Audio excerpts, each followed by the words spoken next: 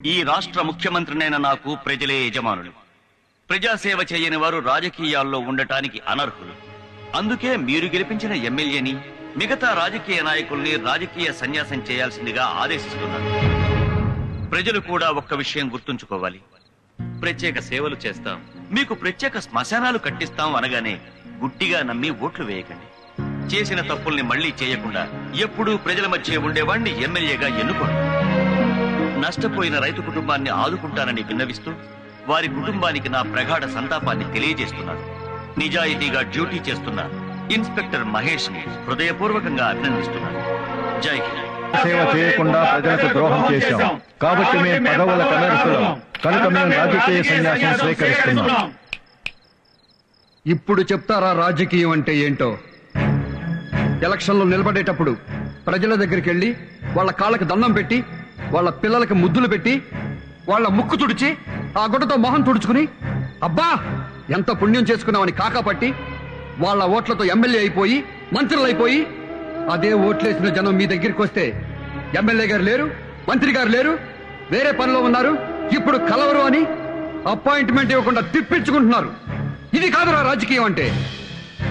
గెలిచి రాజధాని చేరుకున్నాక మీరే ప్రజలకు ఫోన్ చేసి, నేను మీ దయతో గెలిచిన ఎమ్మెల్యేని, మీ ఊళ్ళో కరెంటు ప్రాబ్లం ఉందా, వాటర్ ప్రాబ్లం ఉందా, నేను మీకు సేవ చేసుకోవాలనుకుంటున్నాను, నన్ను ఎప్పుడు రమ్మంటారు, మీరు ఎప్పుడు కలుస్తారు, మీరు నిద్రపోయే టైం ఎప్పుడు, మీరు పొలానికి వెళ్లే టైం ఎప్పుడు, అమ్మ వంట చేసుకునే టైం ఎప్పుడు అని మీరే ప్రజల దగ్గర అపాయింట్మెంట్ తీసుకుని పబ్లిక్ సర్వీస్ చెయ్యాలరా. ఇదిరా రాజకీయం అంటే.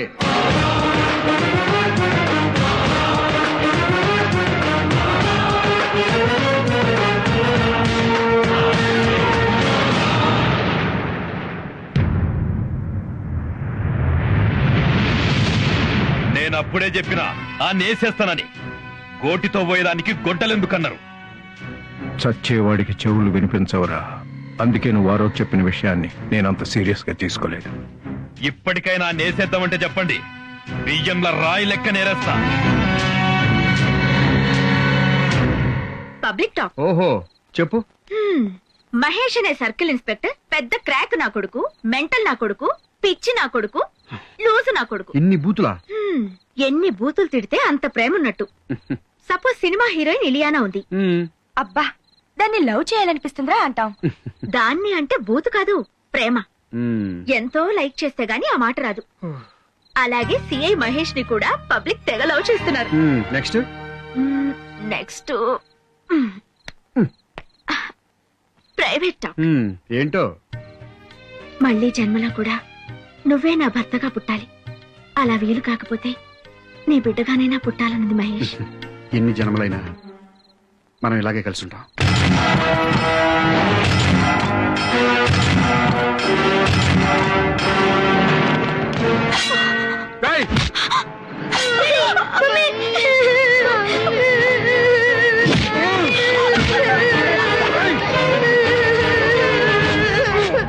ముస్లిం ఫిట్ ఇండియా.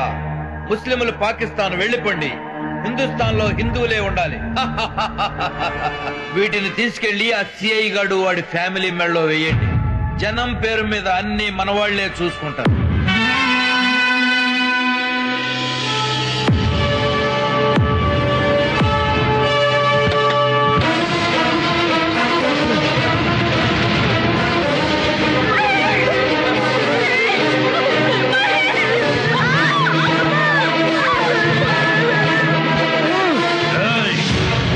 ఇప్పుడేం జరుగుతుందో చూడు.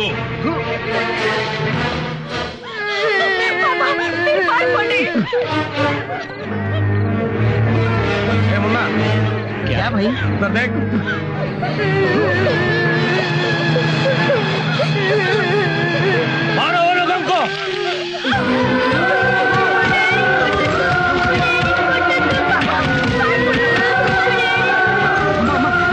కొడుతున్నారమ్మా, వెళ్ళి కాపాడతామమ్మా.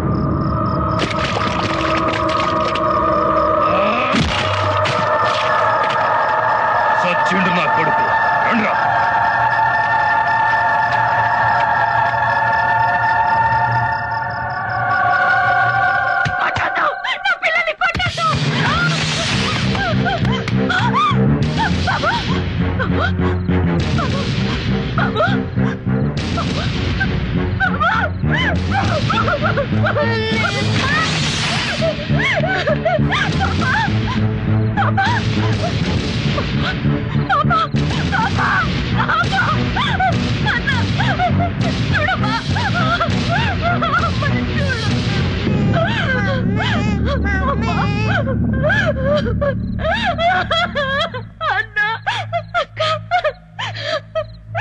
డాడీకి చెప్తావమ్మా. నీకేం భయం లేదు, నేనున్నానుగా.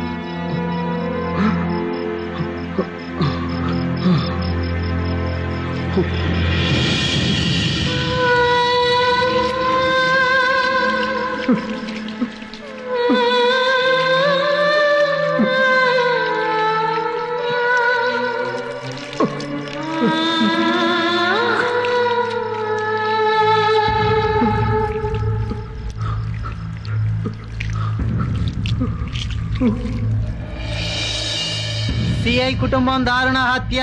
Paper paper news paper. భార్య బిడ్డలతో సహా సిఐ మహేష్ కుటుంబం దారుణ హత్య. నమస్కారం మాస్టారు. నా పేరు సత్యనారాయణ. కొత్తగా రాజకీయ పార్టీ పెట్టాను. అందుకని గ్రామీణ స్థాయి నుండి ప్రజల్ని కలుసుకుందామని వచ్చాను. ఈ దేశంలో జనాభా ఎంత ఉందో జెండాలన్నీ ఉన్నాయి. కొత్తగా జెండా ఎత్తి ఎవరిని ఉద్ధరిద్దామని లేదండి, మంచి సిద్ధాంతాలతో పార్టీ పెట్టాను. అంటే చెత్త సిద్ధాంతాలతో కూడా పార్టీలు ఉంటాయా? కాదండి, కొత్త ఆలోచనతో వచ్చాం. ఏంటో అంత కొత్త ఆలోచన. రాజకీయ ప్రక్షాళన.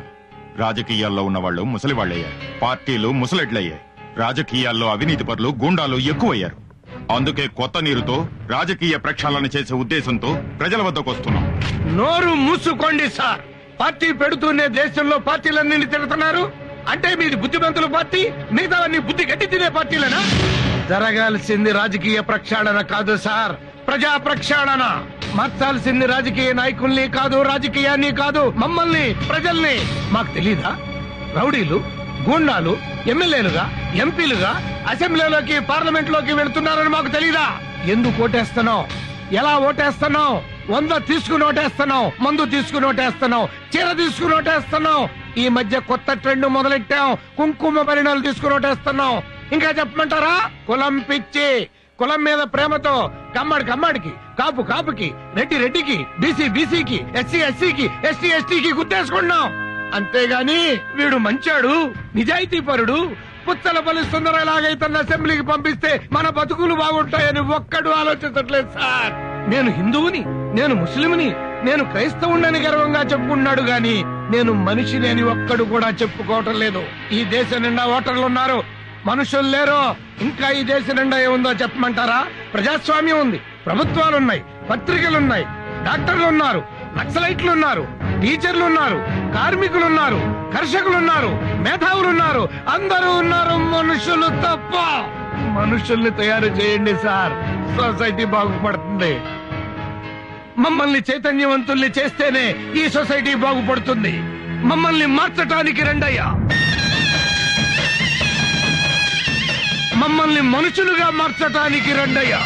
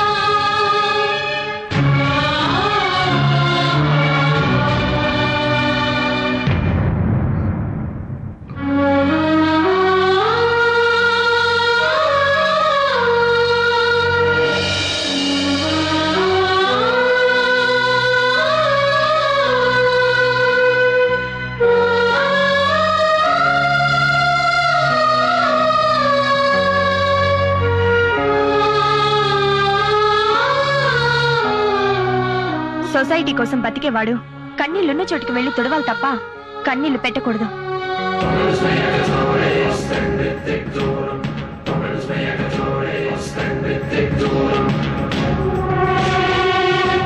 భగవంతుడు అను నేను అడ్డదారిలో గెలిచిన ఎమ్మెల్యేని కాబట్టి ప్రజలకు వ్యతిరేకంగా ప్రజానాశనం కోసం స్వార్థంతో ఆశ్రిత పక్షపాతంతో క్యాస్ట్ ఫీలింగ్ తో పనిచేస్తానని రాజకీయ విలువల్ని తుంగలో తొక్కుతానని ప్రజల్ని దోచుకుంటానని ఎలక్షన్ లో నేను సారా చీరల కోసం ఖర్చు పెట్టిన డబ్బులు తిరిగి జనాన్ని పీడించైనా సంపాదించుకుంటానని పబ్లిక్ గా చెప్తున్నాను.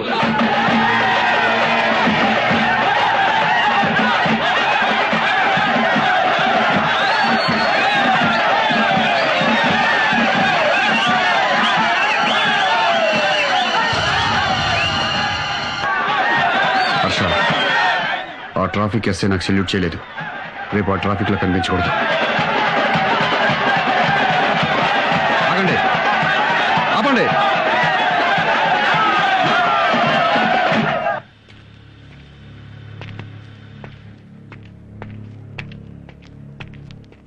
సార్ సార్ సార్ ఎమ్మెల్యే గారు కంగ్రాచులేషన్ సార్. మీరు ఎమ్మెల్యేగా గెలిచినందుకు నాకు చాలా ఆనందంగా ఉంది సార్. మీరు చాలా గ్రేట్ సార్. సార్ ఎక్కడికి వెళ్తున్నారు సార్?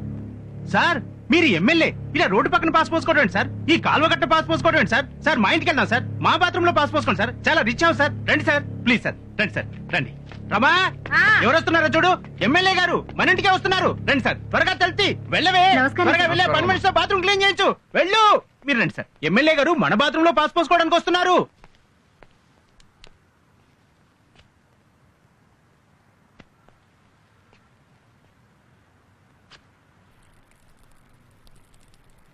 చిచి, ఇదేం పని? అక్కడేం చేస్తున్నారు సార్? ఆ? ఏంటండి ఈ పని? మీకేమైనా బుద్ధి ఉందా? ఇంటికి మా ముందు పాస్ పోతారా? చిన్న పిల్లలు కూడా ఇలాంటి వెధవ పనులు చేయరు కదండి. మీలాంటి బేవర్స్ ఎమ్మెల్యే ఒక్కటి చాలండి సొసైటీ మొత్తం నాశనం అయిపోవడానికి.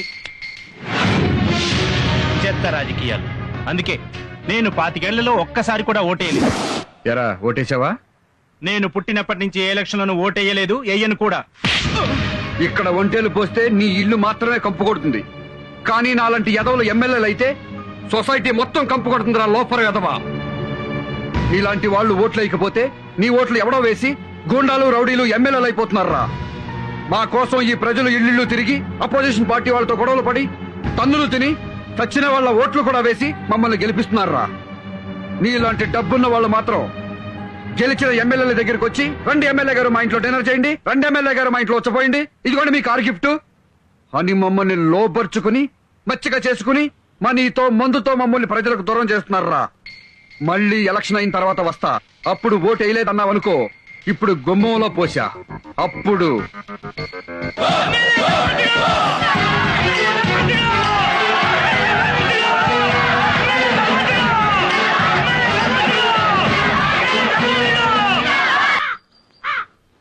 నమస్తే సార్. పాత గవర్నమెంట్ లో ఉన్న ఎస్ఐల్ని మార్చి మిమ్మల్ని అపాయింట్ చేయించుకున్నాను. Thank you sir. మా నిజాయితీలతో సంబంధం లేకుండా ఎమ్మెల్యేలు వాళ్ళకిష్టమైన పోలీస్ ఆఫీసర్లని వాళ్ళ నియోజకవర్గంలో వేయించుకోవడం వెరీ కామన్ సార్. ఎవరు పార్టీ రూలింగ్ లో ఉంటే వాళ్ళకి అనుకూలంగా పనిచేయడం, వాళ్ళకి అనుకూలంగా కేసులు పెట్టడం, ఇది పోలీసులకు కామనే అని పబ్లిక్ లో అండర్స్టాండింగ్ ఉంది సార్. ఒకవేళ మా పార్టీ కార్యకర్తలు తప్పు చేసినా నేరం చేసినా కేసు పెట్టరన్నమాట. అది understanding madam. Okay, best of luck. Thank you sir. MLA భగవంతుడు గారు, ఎమ్మెల్యే భగవంతుడు గారు. నమస్కారం బాబు, నమస్కారం అండి. అయ్యా తమరు ఎమ్మెల్యే అయిపోయారు, ఇక మా అందరి కష్టాలు తీరిపోయినట్టే బాబు. అదే కాగితాలు ఇవ్వండి, ఇటువంటి. అయ్యా మా బస్తీలో మీ బస్తీలో చికెన్ గున్యా ఉంది, అవును. మలేరియా ఉంది, అవును. కలరా ఉంది, అవును. రోడ్లు లేవు, అవును. కరెంట్ లేదు, అవును. Water problem. అవునయ్యా. ఇవన్నీ 3 నెలల్లో పూర్తి చేస్తాను. వెళ్ళి 80 లక్షలు పట్టరా. 80 లక్షల దేనికయ్యా? ఈ పనులన్నీ చేయించడానికి. ఈ పనులను చేయించడానికి గవర్నమెంట్ ఉంది కదయ్యా. మరి నేను గవర్నమెంట్ కి చెప్తేనే కదన్నా పనులు అయ్యేది. నేను గవర్నమెంట్ కి చెప్పడానికి నాకు అయ్యే ఫీజు 80 లక్షలు. మీరు ఎమ్మెల్యే అయ్యండి ఇంత డైరెక్ట్ గా లంచం అడుగుతారా? మేము ఫ్రీగా సేవ చేయడానికి మీరు ఫ్రీగా ఓట్లేశారా? మీరు మాత్రం డబ్బులు తీసుకుని ఓట్లేస్తారు, మేము మాత్రం ఊరికే సేవ చేసి పెట్టాలి. మీకు డబ్బులు సారా ప్యాకెట్లు ముఖ్యమా, మంచి ఎమ్మెల్యే ముఖ్యమా? ఏలం పాటలో పడితే మాకు డబ్బు ఇవ్వండి, ఎవరెక్కువ డబ్బులు ఇస్తే వాళ్ళకే ఓట్లేస్తాం. మీరు డబ్బులకు ఓట్లు అమ్ముకోవడం ఎప్పుడు మొదలు పెట్టారో అప్పుడే ప్రజలకి ఎమ్మెల్యేలకి మధ్య ప్రజా సంబంధాలు పోయి వ్యాపార సంబంధాలు మొదలయ్యాయి. అలా కాకుండా కులం మతం డబ్బులు చూడకుండా ఫలానా వాడిని గెలిపిస్తే మనకి సేవ చేస్తాడు అని ఓ మంచి వ్యక్తిని ఎమ్మెల్యేగా చేసి వాడు మీకు సరిగా సేవ చేయకపోతే అప్పుడు ఆ ఎమ్మెల్యే చొక్కా పట్టుకుని మా ప్రజలకు ఎందుకు సేవ చేయట్లేదురా వెధవా అని అడిగే హక్కు మీకుంటుంది. అలా కాకుండా మీరు నోట్లకి సారా ప్యాకెట్లకి చీరలకి అమ్ముడైనంత కాలం నాలాంటి లంచం తీసుకునే ఎమ్మెల్యేలు పుట్టుకొస్తారా లోపర్ వెధవా. వెళ్ళండి.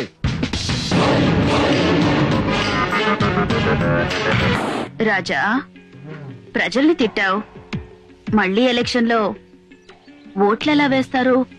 2 రోజుల ముందు మనం తిన్న కూర నీకు గుర్తుందా? లేదు. 2 రోజుల ముందు తిన్న కూర మనకు గుర్తులేదు. 4 ఏళ్ల తర్వాత వచ్చే ఎలక్షన్లకి నేను తిట్టిన బూతులు జనానికి గుర్తుండవు. నిజమా? 5 సంవత్సరాల పాలనలో 4 సంవత్సరాల 11 నెలల్లో ఏమీ పట్టించుకోకుండా చివరి నెలలో బ్యాంకు రుణాలు ఇప్పిస్తాం, ఫ్రీగా ఇల్లు ఇస్తాం, ఫ్రీగా గ్యాస్ ఇస్తాం, ఉద్యోగాలు కూడా ఇప్పిస్తామని ప్రజలకు చెప్తే చాలు, వాళ్లే ఓట్లేసి మనల్ని గెలిపిస్తారు. అంతెందుకు, ఈ రోజు నన్ను తిట్టుకుంటున్న ప్రజలతో రేపు జిందాబాద్ కొట్టించుకుంటా. రేపు నీ బర్త్డే, రేపే క్యాబరే ఓపెనింగ్. ఆ ఫంక్షన్ లోనే జనం మెంటాలిటీ ఎలా ఉంటుందో చూపిస్తా.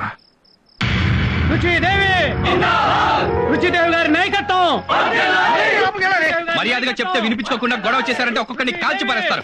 పర్మిషన్ లేదని చెప్పాను. మాకు పర్మిషన్ ఏంటండి?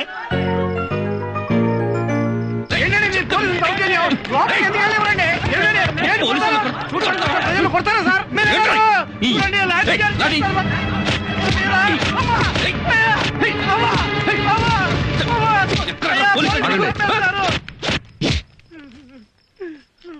ఏం జరిగింది? మేడం గారికి హ్యాపీ బర్త్డే చెప్పడానికి వస్తే మా మీద లాఠీ చార్జ్ చేస్తున్నారండి.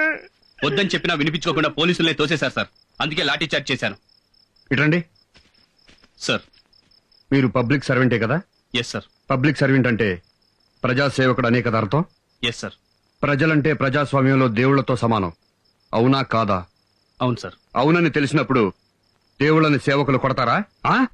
సార్, అర్థమయ్యేలా చెప్తాను. ఆ లాఠీలు ఇవ్వండి.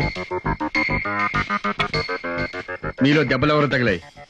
నన్ను కొట్టారండి, మా ఆడవాళ్ళందరిని కూడా కొట్టారండి. మీ తరపున మీ ఆడోళ్ల తరపున పోలీసులు మిమ్మల్ని ఎలా కొట్టారో అలా వాళ్ళని కొట్టు.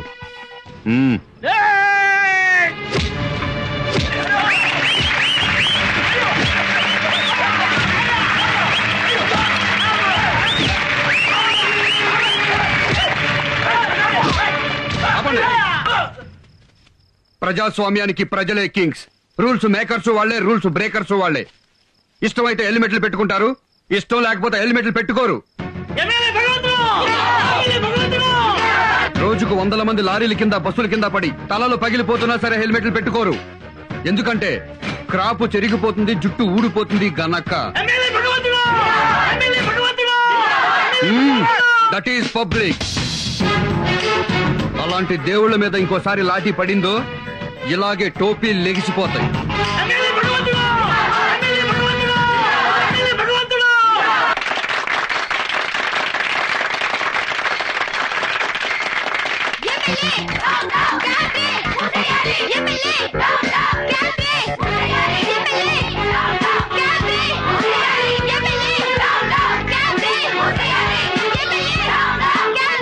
ప్రభుత్వం క్యాబినెట్ ఇప్పుడే బ్యాన్ చేసింది కదా, ఏ హక్కుతో మళ్ళీ మీరు క్యాబినెట్ ప్రారంభిస్తున్నారు? అది చట్టరీత్యా నేరం అని మీకు తెలీదా? లంచం తీసుకోవడం చట్టరీత్యా నేరం. అలాగని లంచం తీసుకోవడం మానేస్తున్నారా? వ్యభిచారం చేయడం చట్టరీత్యా నేరం. దేశంలో ఎక్కడ వ్యభిచారం జరగట్లేదా? చెప్పండి.